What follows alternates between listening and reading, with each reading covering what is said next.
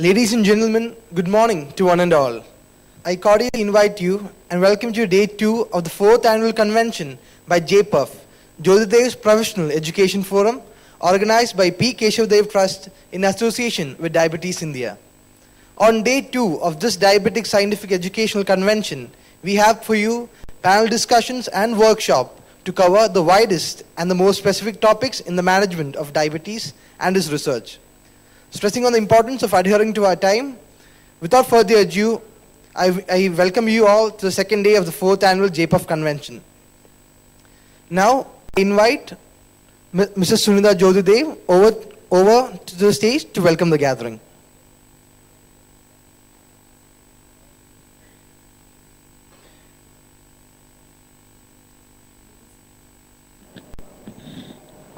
Ladies and gentlemen, a very warm good morning to you all.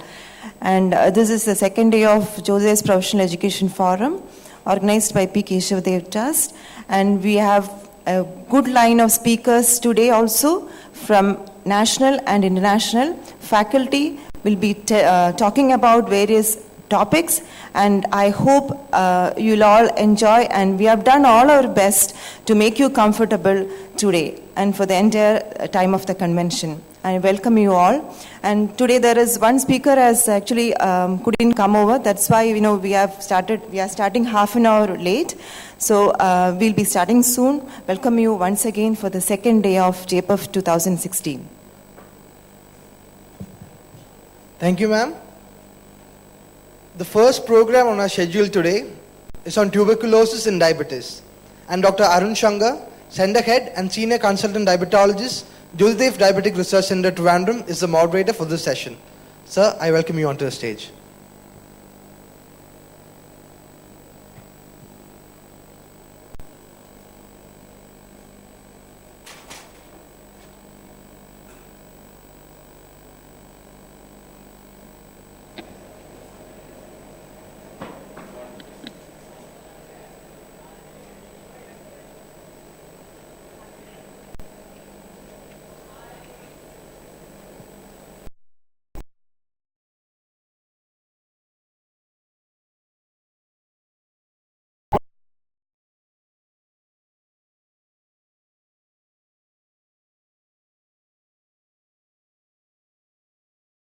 Both coming together in next 17-18 minutes, we'll see how one compounds the problem of the other.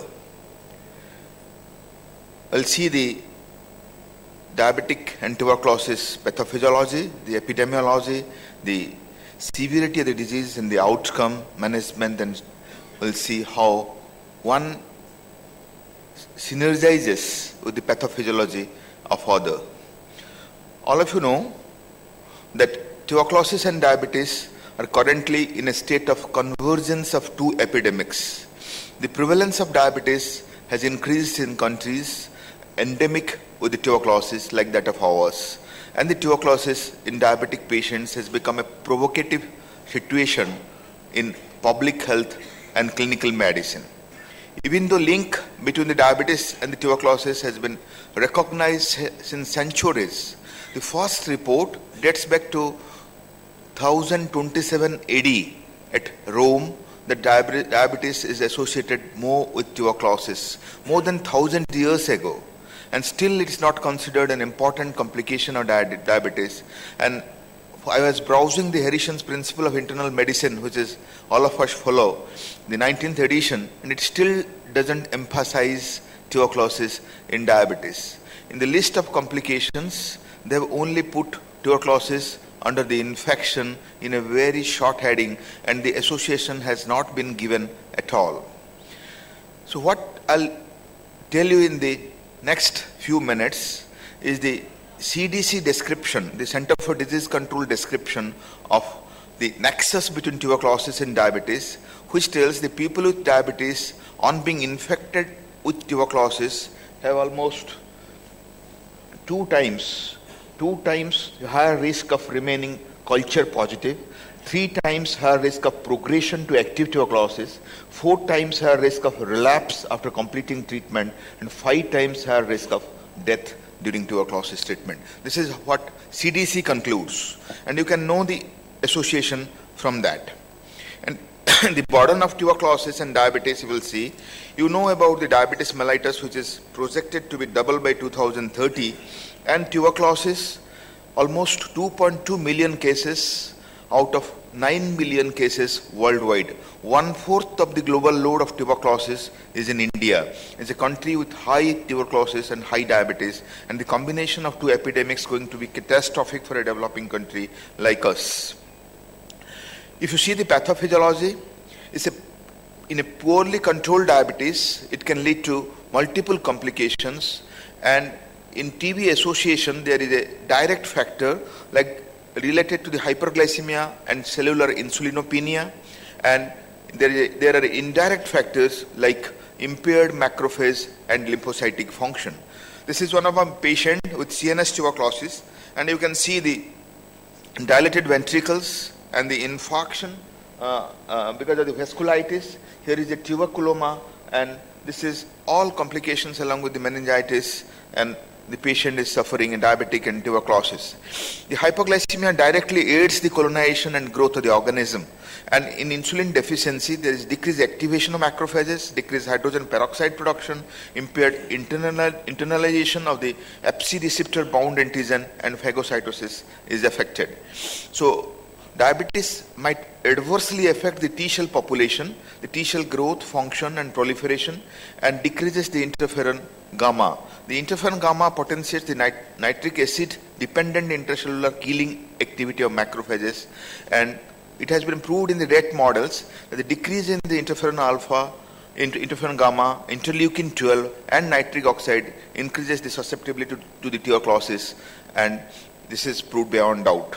Another patient of mine with diabetes who has presented with the miliary tuberculosis with absolutely no chest signs, but a immunocompromised patient, and you know this is very common in diabetes, the miliary. Some studies have shown impaired glucose tolerance tests in the patients with tuberculosis. So the other way around, we know the tuberculosis is common in diabetes. To ask whether diabetes is common in tuberculosis patients, none have confirmed the occurrence of diabetes in a patient of tuberculosis. Studies show 10% of tuberculosis patients are glucose intolerant, but that matches to the community. Similar age-matched and sex-matched controls are seen in the community. And this study shows diabetes to be strongly associated with tuberculosis, and around 13%, that's 60 out of 454 patients with tuberculosis had diabetes, and whereas 3.2% of age-matched and sex-matched control had diabetes, the tuberculosis patients. But many reviews reported that diabetes probably precedes tuberculosis and not the reverse. Another patient of mine with hydropneumothorax, which most of you have seen many times. Putting some facts in epidemiology, 42% of diabetic patients have positive tuberculin skin tests, and the relative odds developing tuberculosis in diabetic patients, there's several case control study and ranges from 2.4 to 8.33. These are the different studies in the diabetes as a risk factor for tuberculosis worldwide, and they have demonstrated in different way why a patient is more prone. And there is increased risk because of the relationship of tuberculosis and severity of the diabetes beyond doubt. So in A1C more than 7%, there is a risk of diabetes, which is very common, and many studies have concluded poor glycemic control as a risk factor for the tuberculosis. And in more than 4,600 patients, it has been concluded the A1C more than 7%, 3 times increased hazard of active tuberculosis than the normal counterpart. The cavities, multiple cavities in the tuberculosis, one of my diabetic patient, the severity of disease and the outcomes. These are the different studies which shows the baseline mycobacterial burdens are very high in diabetic patients than in control.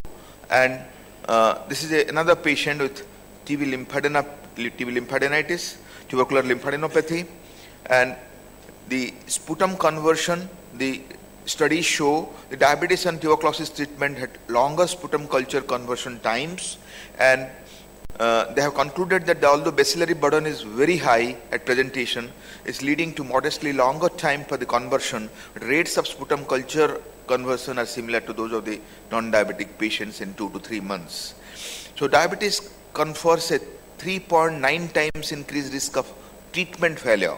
So even if you are treating adequately, the chance of treatment failure, and the treatment failure or the death was seen almost 41% in the patient of tuberculosis and diabetes against only 13% of those with tuberculosis without diabetes. So these are the different studies on mortality, which again concludes that with diabetes the mortality is more and the outcome is adverse. Another patient of mine who had type 1 diabetic, who had presented with tubercular meningitis. You can see the eye, you can see the paralysis of the ocular knobs. And in management, the WHO collaborative framework for the care and control of tuberculosis and diabetes concludes the patients with diabetes remain alert to a potential tubercular symptoms. Latent tuberculosis infection in diabetes with poor glycemic control with more than 7% hemoglobin A1C was recommended, and the optimal frequency of testing for the latent tuberculosis in infection in the background of tuberculosis incidence rate and host factors like immunosuppression is approved by the WHO. In American Thoracic Society recommendation, the diabetic patient with latent tuberculosis infection should be offered the preventive treatment, and routine chemoprophylaxis is recommended given the increased risk of tuberculosis among those with poorly controlled diabetes with monitoring of the creatinine levels. This is another patient of mine with CNS tuberculosis, and you can see a tuberculoma in the CT scan of the brain. Let us see some facts regarding the treatment. The infection are known to worsen the diabetes control, show also tuberculosis infection, and the drugs used to treat tuberculosis might also worsen the glycemia control in the diabetes, because the drugs, antituberculars like INH and rifampicin, they are responsible for hypoglycemia, and anti-diabetic drugs like glibenclamide and glipizide, the bioavailability reduces with antitubercular drugs, that we'll see in the next 2 slides. The overlapping toxicities must also be considered when co-managing the tuberculosis and diabetes, and currently there is insufficient evidence to support changing the recommended standard tubercular regimens. So we follow the same regimens which is given to a non-diabetic patients, and there is no specific recommendation exists for the clinical case management of the tuberculosis in people with diabetes. And in some settings, consultant physicians, they think of prolonging the duration of the diabetes, which has no evidence to date. This is another patient of mine with tubercular lymphadenopathy and diabetes, and was treated with insulin and antitubercular drugs. Few pharmacological issues to think upon. Isoniazid increases the peripheral neuropathy, and it's recommended the pyridoxine should be given to all patients on isoniazid and diabetic patients as per the WHO guideline. Rifampicin is a powerful inducer of the metabolizing enzyme, the cytochrome P450 system, decreases the bioavailability of the drugs. That's why we prefer insulin to the oral drugs. And the glibenclamide and glipizide, there are substrates of cytochrome P450 isoenzyme. I have already told you. Rosiglitazine is metabolized by largely the cytochrome 2C8, and rifampicin decreases the concentration by almost 65%. The insulin requirement might increase when on rifampicin, and the evidence is required to prove this, though hyperinsulinemia in non-diabetic patients has been seen who are receiving the rifampicin. Another X-ray of a patient of diabetes with tuberculosis, you can see there is tubercular pneumonia at the right lower lobe, and there is a cavitation as well as the infiltration. So varied presentation in patients of diabetes and tuberculosis is seen.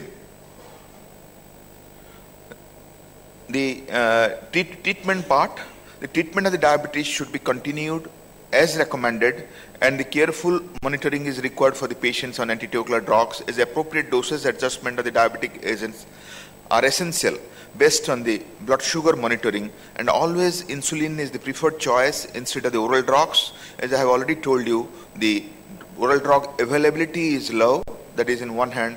Number two, the antitubercular drugs also increase the blood sugar, and as such there is an active infection in the body. So let us put some facts to the future. The question, are we missing tuberculosis in diabetes? Probably yes.